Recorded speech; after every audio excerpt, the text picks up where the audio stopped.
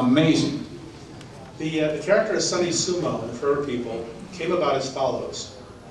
Years earlier, Jack was up at Marvel one day. Marvel had a letterer named Irving Watanabe who worked up there. Jack wanted to say hello to Herbe, and Herbe said, "Hey Jack, how come you do this Black Panther character, black character? How come you haven't done a Japanese character?" And Jack said, "Okay, Herbe, I'll do a Japanese character. It'll be called Sonny Sumo." He made that up right on the spot for me. And he never found a place to put him in Marvel, so he stuck them in for Herbe people. And when he did that issue, on the splash page, under the credits, he wrote in, "This one's for you, Herbe." And then DC's production department felt that it would be, they shouldn't have a line in there addressing somebody who was at Marvel's production department, so they took it out. But that's how that character came about.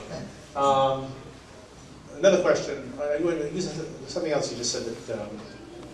what I wanted to know is why he didn't do anything more with the character. I thought he was a really cool character. Well, you know, one of the problems with all that Fourth World stuff is that Jack had all these ideas, and he wanted to get them into print, in part because he didn't remember which ones he talked about with Stan, ideas he talked about with Stan. He was afraid that he'd pick up a Fantastic Four one day and there would be something that he had talked about with Stan and it would be there before him. So he was rushing to get a lot of these ideas in print, and also DC was encouraging him. If Jack called up Carmine and said, "I've got an idea for a new character," Carmine would say, "Put him in the next issue, whatever it is, just stick him in there." The Black Racer was originally supposed to be a standalone series unrelated to the Fourth World. And one day they said, "Oh, stick the Black Racer in the Fourth World." And Jack went, "Oh, okay, sure." And he stuck him in. And he had all these things, you know, I mean, the problem with those books is he had so many ideas and he didn't have a chance to develop any of them and get back to them. If he had done the book for 40 or 50 issues, he would have fleshed them all out, but it's like he only got to the first couple chapters. So.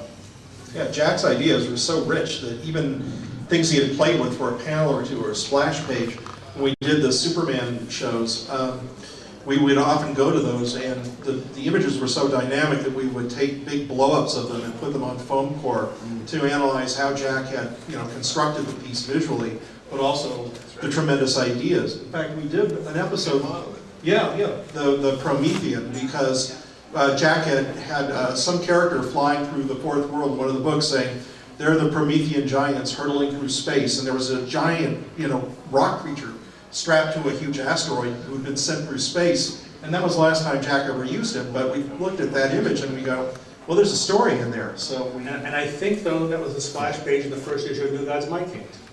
Yeah, I had a ball inking that page. I was so excited to finally be inking Jack in comics. And like I say, after the initial fear of blowing it, I remember it was just a kick in the pants to ink that thing that was so damn dynamic. At least that's the way I feel about it. At least that's the way I feel about